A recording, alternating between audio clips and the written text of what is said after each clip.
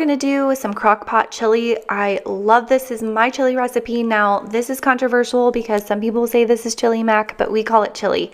So the first thing you're gonna wanna do is brown your ground beef. Now, this would technically be a dump and go. If you get a leaner meat, you could stick it in there raw and just kind of chop it up, but I had 80-20, so I wanted to cook it up so I could drain the grease. So I've got my ground beef in there. I'm adding in a can of chili beans. We do mild. You can do whatever you prefer. And then this is our favorite tomato sauce because it's not chunky, so I'm just putting in 1 can of that tomato sauce, and then I'm doing a packet of chili seasoning. I like the Chilio brand. I also like, I believe it's the McCormick the McCormick brand. That works well. And then here recently I've discovered that putting chicken broth instead of water, which obviously waters it down.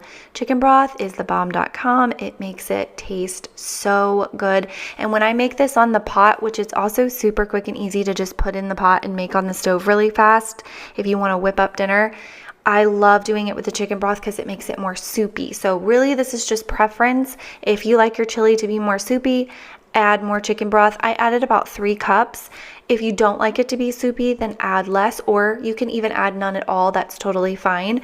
I did realize that when I made this in the crock pot, I did make a little mistake, so I'm going to point that out in case you don't want to make that mistake. So you see here, it has been on low. You can keep it on warm, honestly, because you're really not cooking it. You're just heating it up. I added in my noodles a little prematurely. I wish I would have waited about at the very most an hour before we ate, but I put it in a couple of hours before because we had a dentist appointment.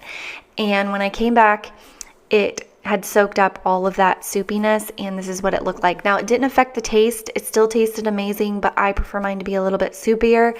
So if you do too, then make sure you don't put those noodles in until the very last minute, or they will absorb all of that broth. But we serve ours with cheese and crackers. My husband likes to do peanut butter on his crackers. Let me know what you would serve with your chili.